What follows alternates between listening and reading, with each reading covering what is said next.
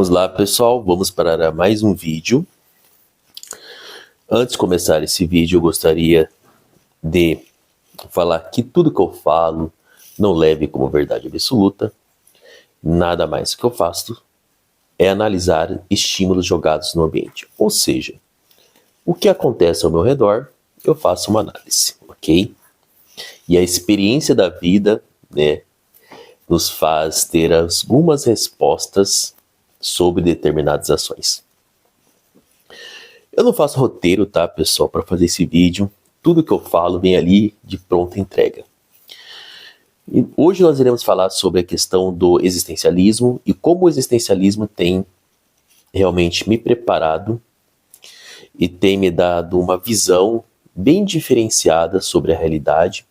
Por isso que eu falo que viver em solidão tem que ser uma vida dedicada aos estudos e dedicada também ali na questão que eu falo dos estudos, tanto comportamental, também ali questão técnica, enfim, é tudo ligado ao estudo porque realmente preenche ali a sua mente. Hoje nós iremos falar sobre o existencialismo. Eu vou citar alguns trechos desse livro aqui, tá, pessoal? Deixa eu ver se foca, não sei se consegue focar. Aqui, ó. O que é o existencialismo, de João da Penha. Essa série aqui, pessoal, de Pequenos Passos, da editora Brasiliense, era fantástica. Eu não sei se existe ainda, mas ela tinha vários pequenos livros, né? Little Books, que falava sobre temas filosóficos, antropológicos, de uma maneira bem simples, mas sem perder a sua riqueza. E nós iremos falar sobre a questão das escolhas hoje em dia, tá, pessoal? E vocês irão entender também por que eu cheguei a essa opção de me tornar um agnóstico, né? E como que eu vejo, sabe, os acontecimentos da minha vida e como isso tem melhorado realmente na minha vida solitária, na minha vida em solidão. E vocês vão entender bastante também sobre a questão da responsabilidade direta.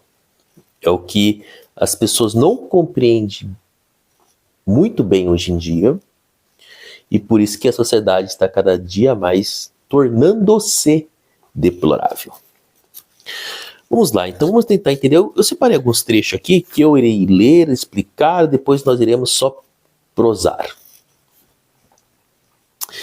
Fala assim, ó. Vou falar sobre o existencialismo, né? Então o existencialismo ele é uma corrente filosófica, foi uma corrente filosófica, pessoal, que até entrou em moda nos anos 60, 70, mas assim, tem um artigo científico aqui, por exemplo, assim, publicado pelo Jean Paul Sartre, para mim ele é um dos melhores filósofos, assim, na minha singela opinião, né, na questão do existencialismo, acho que ele realmente se tornou o célebre, né, do existencialismo, que ele tem um axioma, não sei se eu posso falar axioma, mas ele tem ali uma frase célebre que é o seguinte: a existência precede a essência. Nos vídeos de outrora, acho que eu devo ter falado bastante sobre isso, que a existência precede a essência. E vocês vão entender o porquê isso é muito importante.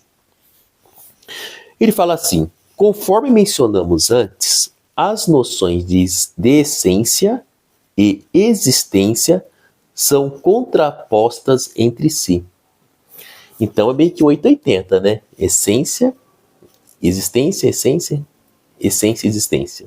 São bem contrapostas, são 880. Uma coisa bem distinta das outras, tá? Trata-se de uma distinção clássica que remonta aos primórdios da filosofia. Em que consiste a diferença entre os dois termos? A essência de uma coisa é aquilo que a essência de uma coisa é aquilo que essa coisa é. Ou seja, pessoal, a essência de uma caneca. O que faz essa caneca ser caneca é a essência da caneca. Tá? Se você ver uma caneca em qualquer outro local, pode ser de marca diferente, de cores diferentes, formatos diferentes, porém você vai reconhecer que é uma caneca. Então, é aquilo que essa coisa é. Aí vocês vão entender, calma aí que nós iremos chegar, tá? Onde ali eu quero que vocês compreendam, calma, tá? A essência, por exemplo, da cadeira na qual me encontro sentado no momento em que eu escrevo este livro, é a própria cadeira. Então aqui, a essência dessa cadeira é a própria cadeira. Eu posso levar essa cadeira para um outro local, eu posso ficar mais abaixo que essa cadeira, colocar copos em cima dessa cadeira, porém ela não vai perder a sua essência de cadeira. Ela vai ser cadeira. Mesmo se eu usar ela como mesa, usar ela como adorno, enfim, ela vai ter a sua essência de cadeira. Ok? Só para vocês entenderem, desculpa, a questão da essência. Aquilo que faz que as coisas sejam aquilo que ela é. Ok? Então ele fala assim o seguinte, pessoal. Para o existencialismo, tá, o princípio de que a existência precede a essência só tem validade em relação ao homem. O único ser que dá sentido a tal prioridade. Nesse sentido, que significa então dizer que a existência precede a essência. Então todas as coisas do mundo foi criado por meio de uma essência. Eu tenho esse pincel, tá? O pincel, a existência precede a essência ou a essência precede a existência, né? Porque aqui a essência teve o quê? Um designer, desenhou, planejou como quantidade de cerdas, a cor, tudo aqui foi planejado. Então, tem a essência pincel. O homem não. O homem, a existência precede a essência. A existência precede a essência. Então, nós nos criamos ao decorrer das nossas escolhas. Então, nós, pensando dessa maneira que nós nos criamos ao decorrer das nossas escolhas, nós chegamos a uma certa conclusão, um certo pensamento de que nós somos condenados a escolher. A cada momento nós estamos escolhendo. Vocês estão escolhendo entre escutar o que eu estou falando nesse vídeo ou estar fazendo qualquer outra coisa. Somos condenados a escolher. Então, se a existência precede a essência, nós nos criamos por nossas escolhas. Olha só a questão da responsabilidade direta aí, né? Aí você pensa, eu não cheguei a ter, né, determinada profissão, por quê?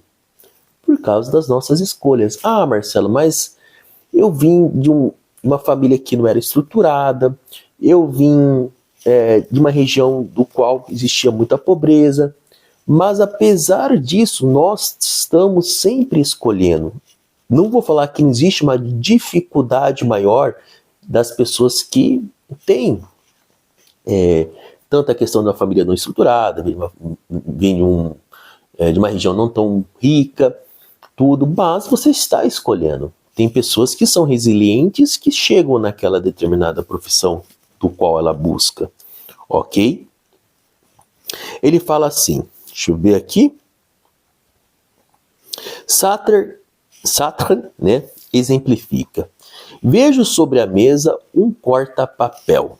Trata-se de um objeto que, para ser fabricado, o artífice teve de se inspirar previamente numa ideia. Tipo isso aqui, tá? Previamente numa ideia.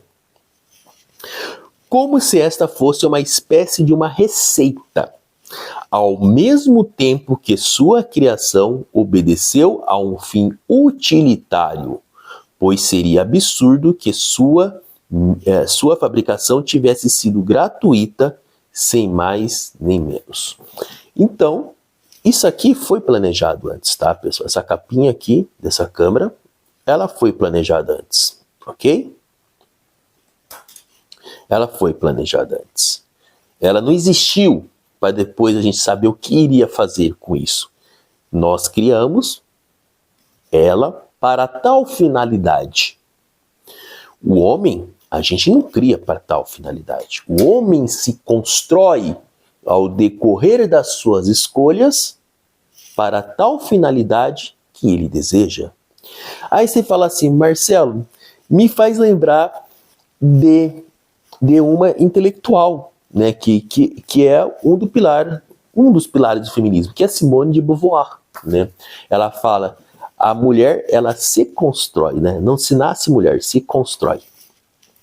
Por quê? Porque a Simone de Beauvoir era esposa de Sartre, então ela acabou utilizando, bebendo na água ali, né, dos pensamentos de Sartre, na fonte dos pensamentos de Sartre, né, explicando melhor, que é isso, a mulher, ela se constrói, ela faz as suas escolhas para ser o que ela achar que deve ser. Ela faz as suas escolhas, ela é livre para escolher para ter tal finalidade, de acordo com aquilo que ela busca.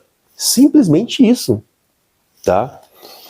Aí voltando para nós de novo, a gente já pensa o seguinte, nossa, se eu não cheguei a determinado objetivo, é porque eu não soube escolher corretamente. Então, eu tenho que uma responsabilidade direta e uma culpa, né? Que é responsabilidade direta, uma culpa que realmente eu não cheguei a determinado objetivo porque eu não soube escolher. Sim, isso mesmo. Então, parece até uma questão assim que vai te levar para um momento mais dark, né? Nossa, eu não soube escolher e tudo. Mas isso, na verdade, vocês irão ter um despertar do qual vocês irão pensar o seguinte: se eu sou condenado a escolher e as minhas escolhas realmente dependem somente de mim para chegar a determinada finalidade, eu tenho que aprender a escolher, eu tenho que traçar os planos. Marcela, mas existe realmente, igual você falou, estímulos do qual a gente não consegue controlar. Sim, por isso que nós estamos sempre escolhendo. E a gente traça um caminho, acontece um estímulo, traça um outro caminho e assim vai. Somos condenados a escolher. Essa é a nossa liberdade. A nossa liberdade está ligada à condenação das escolhas. Olha só que interessante isso. Aí você começa a pensar o seguinte, né? Eu vi muita questão de relacionamento hoje em dia, vídeo, né? Faz uma semana assisti bastante sobre isso, sobre a questão das pessoas reclamando, que não existe, as mulheres reclamando que não existe mais homens para tal relacionamento, os homens reclamando que não existe mulher para tal relacionamento. Mas eu sempre vejo pessoas que escolheram para ter um determinado, né, companheiro, escolheram de acordo com seus objetivos, que cada um realmente é livre para escolher de acordo com seus objetivos, depois percebe que aquelas escolhas não foram as escolhas que realmente foram sábias. Aí alguns filósofos até falam, né? Será que dá tempo da gente voltar, né? Porque a morte bate na nossa porta. Será que dá tempo de nós voltarmos a reescolher? Aí que as pessoas acabam entrando num certo mimimi. Aí que as pessoas acabam entrando na questão de vítima. Aconteceu isso porque eu sou vítima da sociedade. Aconteceu isso porque eu sou vítima de algo tóxico. Então sempre entra no vitimismo depois de uma certa idade, depois de várias escolhas. Por quê? As pessoas, só para explicar para você a questão do vitimismo, as pessoas não querem assumir a sua responsabilidade por suas escolhas. E quando você tem essa vida em solidão, e quando você tem essa vida solitária, do qual você intensifica mais a observação, e intensifica mais também a questão das suas ações, você começa a pensar realmente em cada passo que você vai dar. Será que se eu sair de casa hoje vai ser valioso? ou eu vou trabalhar para poder ter ali um ganho a mais, ou eu vou estudar para poder melhorar na minha profissão, ou eu vou sair para beber, que não vai ter ali ganho nenhum. Qual que vai ser o impacto de cada ação na minha vida? Porque eu sou condenado a escolher e cada ação vai ter um impacto direto na sua vida. Cada ação está de acordo com a sua responsabilidade. Então, quando você escolher cada uma dessas ações, você é responsável por isso. É isso que as pessoas precisam compreender. A responsabilidade direta de suas ações. Olha só como... Por isso que Sartre fala que o existencialismo é um humanismo. Apesar que ele pegou muito pesado nesse discurso, mas eu indico para que vocês leiam. Isso vocês encontram muito fácil em qualquer busca aí, né, no Google, na internet, esse discurso de Jean Paul Sartre. O existencialismo é um humanismo. Vocês vão encontrar com muita facilidade. Eu acho que é uma leitura obrigatória que todos deveriam ler sobre a questão do existencialismo, ok? Ainda não terminou, tá, pessoal? Tá quase acabando, só para vocês entenderem. Sartre, entretanto, rejeita tanto a crença em um Deus quanto a concepção de uma natureza humana. Então, ele rejeita a crença em um Deus quanto à concepção de uma natureza humana. Vocês vão entender por que a questão da natureza humana. O existencialismo ateu, escreve ele que eu represento é mais coerente. Então, assim, ele fala que é mais coerente o existencialismo ateu. Na opinião dele, tá? Você é cristão, tudo bem, eu sou agnóstico, ok? Declara ele que se Deus não existe, há pelo menos um ser no qual a existência precede a essência. Então, se Deus não existe, aí que a gente lembra sobre a questão do primeiro motor de Aristóteles, né? Nossa, me veio muito agora o primeiro motor de Aristóteles. Porque se existe uma causa e consequência, existiu algo que só foi causa, não foi consequência. Aí entra a questão do primeiro motor de Aristóteles. Olha só. Marcelo, mas é uma influência de várias religiões. Os filósofos influenciaram muitas pessoas, tá? Tanto a questão do mundo das ideias, a questão do paraíso e tal, e a questão do primeiro motor. Ok? Então, se não existe Deus, existe um ser, um ser, do qual ele existiu primeiro antes de se construir. E isso é o homem. Ok? Onde eu parei aqui, a gente tá conversando aqui, eu me empolgo às vezes na questão da filosofia, tá, pessoal? Então, aqui declara ele que se Deus não existe, há pelo menos um ser no qual a existência precede a essência. Um ser que existe antes de poder ser definido por qualquer conceito. E este ser é o homem, como diz Heidegger, outro filósofo também que a gente vai falar futuramente aqui. Que significará aqui o dizer que a existência precede a essência? Significa que o homem primeiramente existe. A gente existe a gênese, a gente nasce, entendeu? Então, primeiramente a gente existe, tá? Descobre-se, surge no mundo, olha só, e que só depois se define. Então a gente nasce. Depois a gente se define por meio da educação dos nossos pais, da escola e das nossas escolhas. Até ali, quando a gente tem uma certa idade, as escolhas dos nossos pais interferem muito na nossa vida, tá? Por isso que muitos precisam de terapia aí.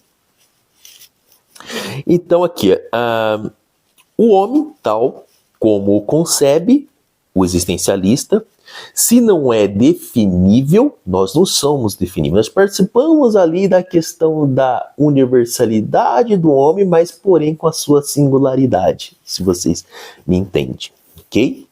É porque, primeiramente, não é nada. Então nós não somos nada quando nascemos. Não somos nada. Não temos o conceito de essência, porque senão existiria o Marcelo e todas as pessoas seriam igual ao Marcelo. Porque a essência do Marcelo é aquilo que ele faz ser o Marcelo. Então você que chama Maria, João ou até outro Marcelo, somos todos diferentes. Quando nós nascemos, somos nada. Ao decorrer da nossa vida, por meio das nossas escolhas, que nós nos definimos. Olha só. É porque, primeiramente, né, não é nada. Só depois será alguma coisa. E tal como a si próprio se fizer. Assim, não há natureza humana, visto que não há um Deus para conceber. Olha só.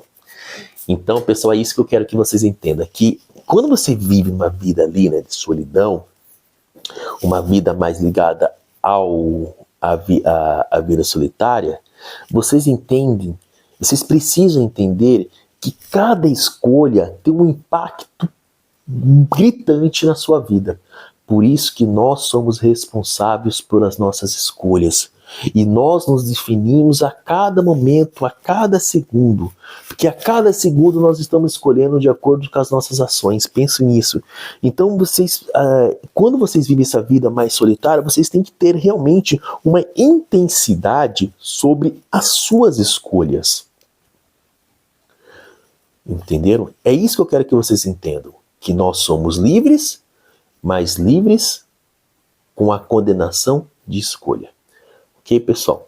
Até mais. Espero que cada um se defina de acordo com aquilo que busca e de acordo com uma escolha inteligente. Então, até mais.